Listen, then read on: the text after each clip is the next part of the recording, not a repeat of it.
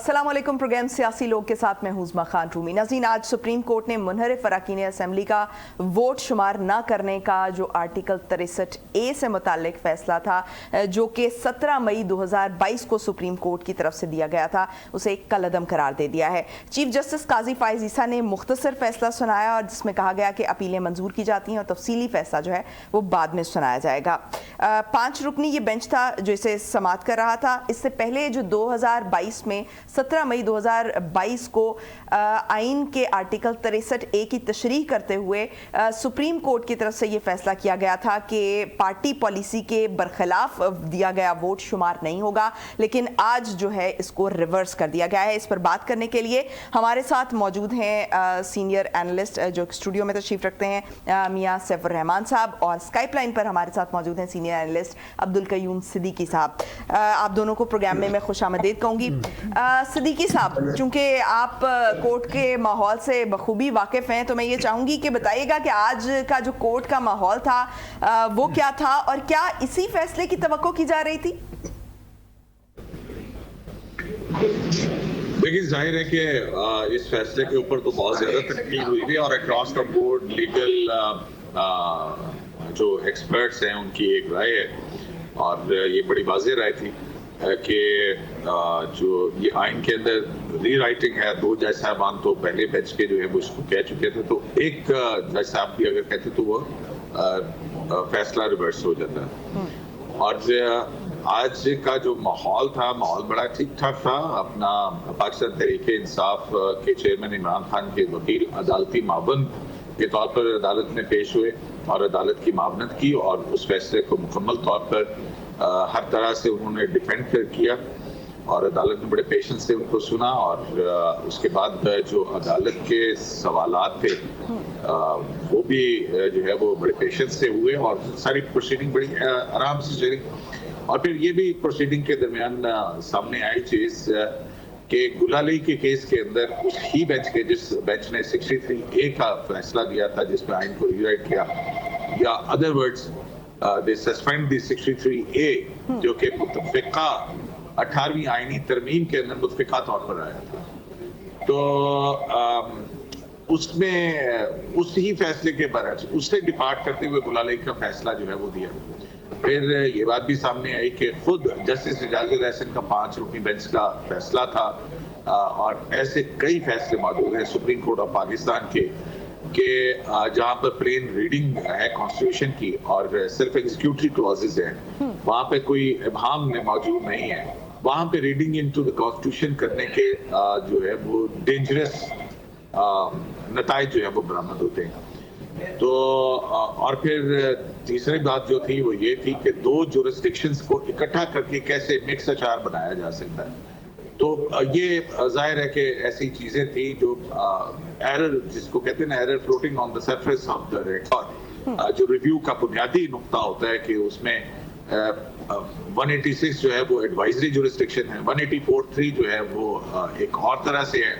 तो उस advisory jurisdiction को पाबंद करने के लिए 184(3) को साथ में मिक्स करके तो ये जो फैसला है 2 मुख्तलिफ जुरिस्डिक्शंस को किस तरह से इन्वोक किया जा सकता है, तो ये सारी चीजें जो थी वो सामने आई। और उसके बाद जो है वो है, और बिल्कुल वहाँ पे ये बात हुई कि हॉर्स ट्रेडिंग का रास्ता खुलेगा। तो अदालत ने कहा कि देखें, हमने आइन और कानून को देखना है। जज तो आइन नहीं लिख सकता, आइन के तहत फैसले कर सकता है, और इंटरप्रिटेशन के नाम पर रीराइटिंग ऑफ द कॉन्स्टिट्यूशन नहीं हो सकती। ये पार्लियामेंट का काम है। आप पार्लियामेंट में बैठिए और बैठ के जो आप चाहते हैं कि रुकन कौमी असम्बली का वोट शुमार ना हो और वो डिस्क्वालीफाई भी हो जाए, और इससे जो आर्टिकल 95 है, आर्टिकल 136 है, और आर्टिकल 131 है, और दीगर आर्टिकल्स, और इवन 63A, ये गैर मौसर हो जाता है। तो आप पार्लियामेंट बैठिए, और पार्लियामेंट जो है वो अभी भी तरमीम का बहुत शुरू हो गया है, तो आप उसमें ये तरमीम ले आइए।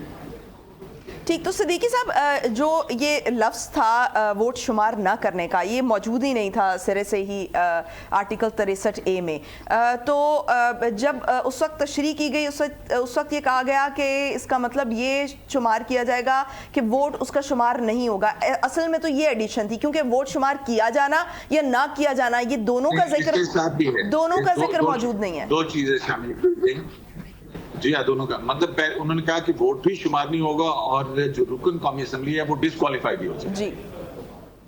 तो एक अमल हुआ ही नहीं है तो उसकी सजा कैसे मिल सकती है? ये एक बड़ा, इसको बहुत सिंप्लीफाई करें तो उसका ये इंटरप्रिटेशन आती है कि अगर अभी आपने सिग्नल क्या पुलिस वाला आपका चालान कर सकता है कि आप सिग्नल अभी आपने काटा नहीं है और आप इधर उधर देख रहे हैं, तो पुलिस वाला आके कहे तुम इधर उधर देख रहे हो तो लिहाजा मैं तुम्हारा चालान करता हूँ क्योंकि तुम सिग्नल काट सकते हो। तो ये मतलब और इसको सिंप्लीफाई कर लीजिए। ठीक, तो सिद्दीकी साहब ये जो रिव्यू पिटीशन में के हवाले से बैरिस्टर अली जफर साहब ने जो बात की है कि बेंच कानूनी नहीं है सो आगे बढ़ने का फ़ायदा नहीं है, बेंच के हवाले से जो सवालात उठाए गए हैं, तो ये एक प्रेसिडेंट तो मौजूद है कि रिव्यू पिटीशन में उन्हीं जजेस का मौजूद होना ज़रूरी है जो ये पहले केस सुनते हैं। तो क्या ये लॉ का हिस्सा है या ये ट्रेडिशन है, रिवायत है? देखिए, सुप्रीम कोर्ट रूल्स के अंदर है कि जो ऑथर जज है वो अगर अवेलेबल है तो उसको बेंच में शामिल किया जाना चाहिए। और अली जफर साहब ये कि आर्गुमेंट्स मैंने अपने इन गुनाहगार कानों से सुने। उन्होंने कहा कि जस्टिस मुनीब साहब को शामिल करके जो बेंच बनाया गया था वो ठीक था। तो वो बेंच भी तो उसी 2 रुकनी जजेस कमेटी ने बनाया था जिसके ऊपर उनको इतराज था, यानी कि सेल्फ कंट्राडिक्टरी आर्गुमेंट था उनका। तो अब उसके बाद अगर जज साहब जो रूल्स हैं वो कहते हैं कि अगर वो अवेलेबल हो, अगर वो अवेलेबल नहीं है तो आप जो है वो बाकी जज साहबान बैठ के इसको सुन सकते हैं। और फिर उस फैसले के का जो बेंच था उसमें 2 जज साहबान मौजूद थे, वो भी इस बेंच के अंदर मौजूद थे, जिसमें एक जस्टिस जमाल मंदो खेल हैं और एक जस्टिस मजहर आलम मियां खेल हैं। तो उनके जो एतराज़ात थे बेंच की कॉन्स्टिट्यूशन के हवाले से, तो वो तो अदालत ने कल ही उनको सुनने के बाद तकरीबन 1.5 घंटा उनको उनके एतराज़ात सुने थे और उनको जो है वो रिजेक्ट कर दिया था, क्योंकि उन्होंने कहा कि जब तक आप इसका फैसला नहीं करेंगे मैं अपने आर्गूमेंट्स मजीद एडवांस नहीं कर सकूंगा। तो फिर उसके बाद अदालत ने मशवरा किया और मुतफ़िक़ा तौर पर उन्होंने उनके एतराज़ात जो है मुस्तरद कर दिए, जिसका फैसला भी आज आ गया था। और ये सूरत हाल है। ठीक, मियां सैफुर रहमान साहब आप कैसे देखते हैं इस फैसले को? बड़े अच्छे अंदाज में सिद्दीकी साहब ने उसको वाइंड अप किया, जो सारा हमें सिनेरियो पूरा हमें समझ रहा हूँ कि उन्होंने पूरा रिप्रोड्यूस करके बताया। असल में हमारे यहाँ इशू ये है कि जैसे मैं आपके बहुत से प्रोग्राम्स में डी फैक्टो डी ज्योरे का जो प्रैक्टिसेस हैं या डी ज्योरे या डी फैक्टो की जो लड़ाई है उसकी हम बात करते रहते हैं। इसमें आज बिलावल साहब का कुछ स्टेटमेंट आया है कि जी जब अदालतों ने, वो तो बड़ा आपको पता है बबांगे तो हल बात कर देते हैं, कि जब अदालतों ने महसूस किया कि जी पार्लियामेंट मजबूत हो रही है तो अदालतों ने दरमियान में आके तो फिर इस तरह का मामला किया। ये इशू हमारे यहाँ चल रहा है।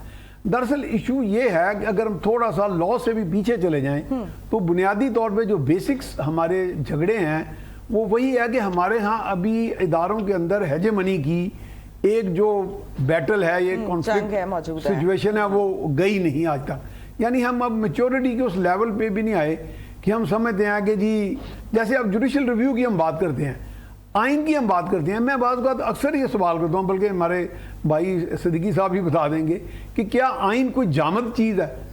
आइन भी जो अवाम की कलेक्टिव विजडम के नुमाइंदे हैं पार्लियामेंट, वो आइन को तब्दील भी कर सकते। कहते हैं नहीं आइन की रूह के मुनाफी कोई चीज़ अगर है तो ठीक है, कोर्ट्स बात का एडवाइस भी कर सकते हैं, स्ट्राइक डाउन भी कर सकते हैं अल्ट्रा वायलेंट कह के, लेकिन आइन भी तो तब्दील हो सकता है ना। कि लोग कहते हैं जी हमारे रियलिटीज चेंज हो गई हैं, हमारी पार्लियामेंट जो इन चीज़ों को चेंज कर दे, वी वांट अ चेंज।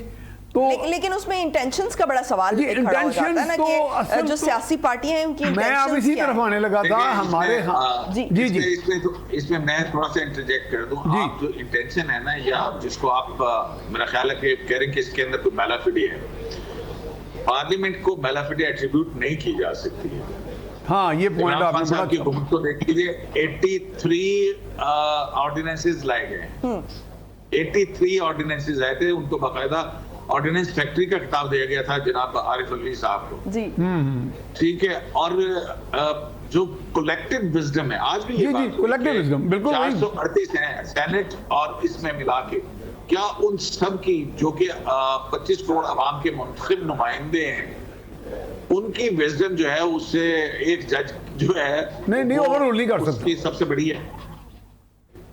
तो बुनियादी चीज ये देखें अपना बात ये है कि आइन के अंदर तरमीम जो है वो सिर्फ पार्लियामेंट का इख्तियार है। उसके अंदर अगर कॉमा भी चेंज करना है तो वो एक्सक्लूसिव जो डोमेन है पार्लियामेंट की और अगर पार्लियामेंट उस डोमेन में जाएंगे तो ये जुडिशियल ओवररीच है। मैं तो ये कह रहा हूँ कि दुआ करें कि अदालत जो है वो अपना यहाँ पे जुडिशियल रिस्ट्रेंट करे वरना 18वीं आएंगी तरमीम के बाद मतलब टेक्निकली तो उन्होंने आइन को मुअत्तल किया नया आइन लिख के तो 18वीं तरमीम के अंदर तो ये कह दिया गया है कि ऐसे फैसले करने वाले जो हैं वो भी आर्टिकल 6 के अंदर आएंगे। तो ये दुआ करेंगे अदालत जो है यहाँ पे जुडिशियल रिस्ट्रेंट के ऊपर रुक जाए अदरवाइज बहुत खतरनाक सूरत सामने आ सकती है।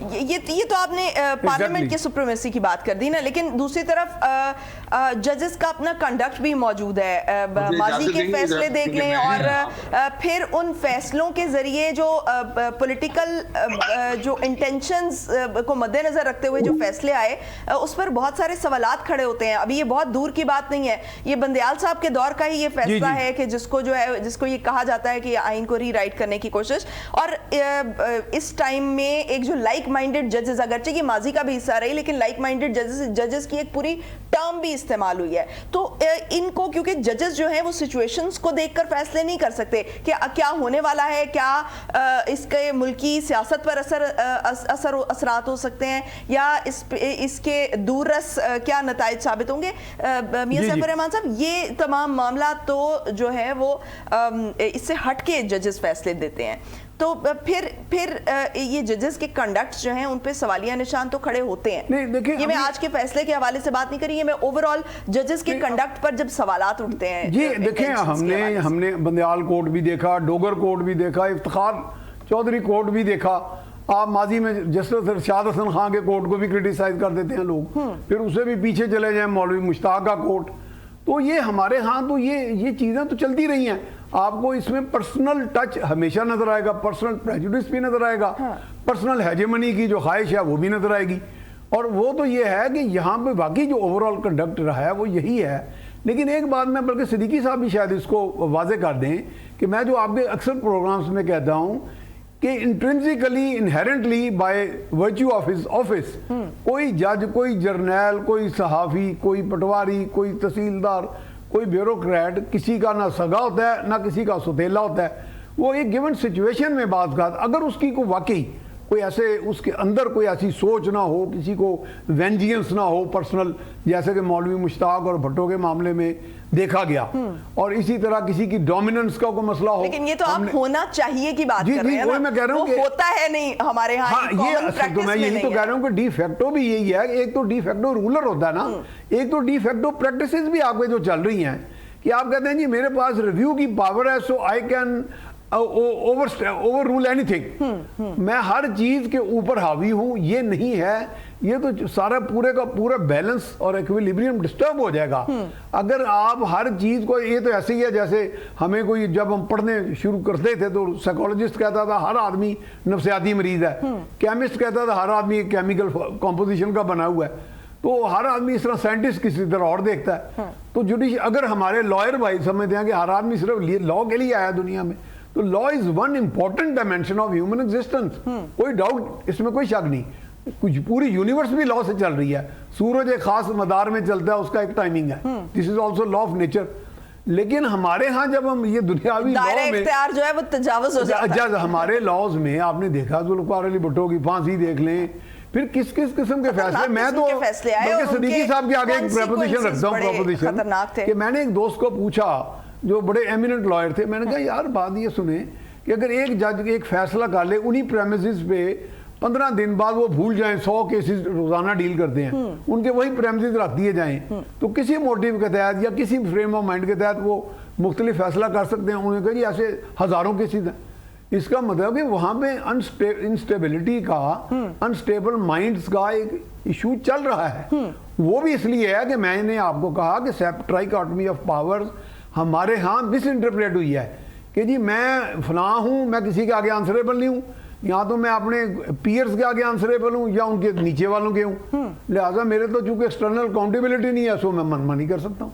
तो हम तो इसमें साइकोलॉजिकली अभी हम उस लेवल पे पहुंचे नहीं। हमने तो देखा अमेरिका में एक मरतबा एक बाकायदा एक्सीडेंट हुआ, तो कोई साहब रेस्क्यू टीम्स आने से पहले कोई साहब वहाँ पहुँच गए, तो उन्होंने कहा जी आप, वैसे उन्होंने सवाल किया जी आप कौन, उन्होंने कहा जी आई एम सुप्रीम कोर्ट जज। तो वो हैरान हो गया कि सुप्रीम कोर्ट का जज इतनी कसम पुरसी की हालत में कि एक्सप्रेस वे के पास कहीं पे खड़ा और he met an accident over there. तो मैं नहीं ये कहता कि हमारे जजेस को कसम पुरसी की हालत में चले जाएं, लेकिन ये भी नहीं है कि हम अपनी जाती शान और शको के लिए पूरा निज़ाम ही दरम बरम कर दें। आप वाकई जैसे अभी मेरे भाई ने कहा कि 2 जुरिस्डिक्शनें आपने मिला दी, ये कोई डोमेल का लगा है, 2 दरिया मिला दिया आपने। ये जो पॉइंट निकलता है ना, ये इस चीज से निकलता है कि जो हमारे आम लोग हैं, ये किसी मसीहा की तलाश में रहते हैं। ये कहते हैं कि हमें We are always waiting for a savior from the निकाल heavens। के चला जाएगा, और ये वो पावर जो है वो एग्जीक्यूट की जाती है इन्हीं लीडरान की तरफ से कि मैं आपका मसीहा हूं, और वो किसी भी इदारे से, और वो मसीहा किसी भी इदारे से होगा, जो उसका टॉप लीडर होगा वो अपने आप को वो मसीहा आप ये देखें ना, 5 जजेस का फैसला जो है, और अब लोग कहते हैं जी कादी फायदी सा फैसला कैसे, जस्टिस मदर आलम या जस्टिस मंदोखेल जो हैं वो क्या अपना माइंड अप्लाई नहीं किया उन्होंने इसमें? ये कैसे हो सकता है? कादी फायदी सा अकेले का फैसला है वो जी। और आज तो जो है वो आइन जो है वो एक तरह से ये जो फैसला था आइन को रीराइट करने वाला, ये रिवर्स हुआ है। तो इस फैसले को मजीद कुछ लोग भी हमें ज्वाइन करेंगे। एग्जैक्टली। एक छोटा सा ब्रेक लेते हैं, ब्रेक से वापस आते हैं तो हमारे साथ कुछ और गेस्ट भी मौजूद होंगे, उनसे भी जानेंगे कि वो इस फैसले को किस तरह से देखते हैं। हमारे साथ रहिए।